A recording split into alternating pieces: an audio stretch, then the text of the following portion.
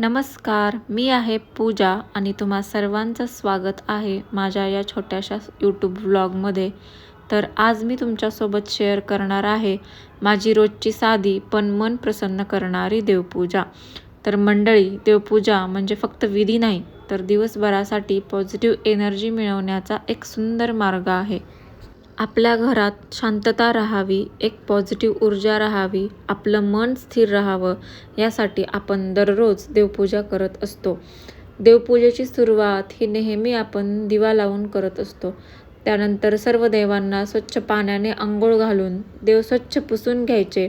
आपण देवाला अंघोळ घालतो म्हणजे ती फक्त देवांचीच अंघोळ नसते, तर ती आपल्या मनाची सुद्धा अंघोळ असते. आपल्या सर्वांनाच रोज एवढी धावपळ असते, रोजची इतर बरीचशी सर्व कामे असतात, त्यामुळे सर्वांनाच एवढा वेळ मिळतोच असं नाही.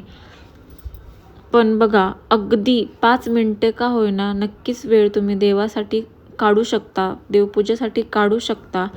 आणि देवपूजा ही फक्त करायची म्हणून करू नका, म्हणजे अगदीच घाईघाईने करू नका. तर देवपूजेची प्रत्येक गोष्ट ही अगदी मनापासून करा. आणि देवपूजा झाल्यानंतर घरातील वातावरण अगदी शांत होतं, प्रसन्न होतं.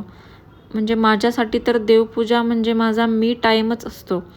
कधी मन थकलेलं असतं, हजारो विचार डोक्यामध्ये असतात. अशा वेळेस देवाला साधा दिवा जरी लावला ना, तरी सगळा थकवा दूर होतो. तर अशा प्रकारे मी तुळजाभवानी आईचा मळवटसुद्धा भरून घेतला. तुळजाभवानी आमची कुलदेवी आहे, तर तिला असा हळदीचा छान मळवट भरून घेतला ना, तर ती खूप सुंदर दिसते. अशी सगळी देवपूजा बोलता बोलता झाली सुद्धा.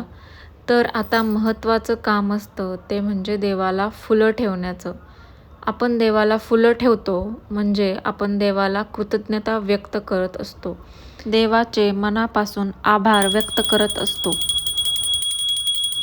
तर अशी ही आपली सुंदर देवपूजा झाली सुद्धा. तर मी हे सर्व तुमच्यासोबत शेअर करण्यामागचा उद्देश म्हणजे यातली खूप मोठी तत्त्वज्ञानी नाही आहे किंवा मला यातलं सगळंच माहिती आहे म्हणून मी तुमच्यासोबत या गोष्टी शेअर करत नाही.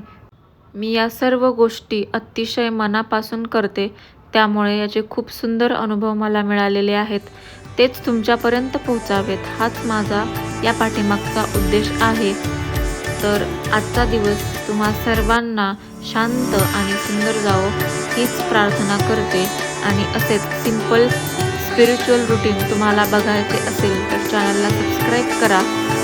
भेटूया अशाच पुढच्या एका सुंदर व्लॉगमध्ये. तोपर्यंत सर्वांना बाय.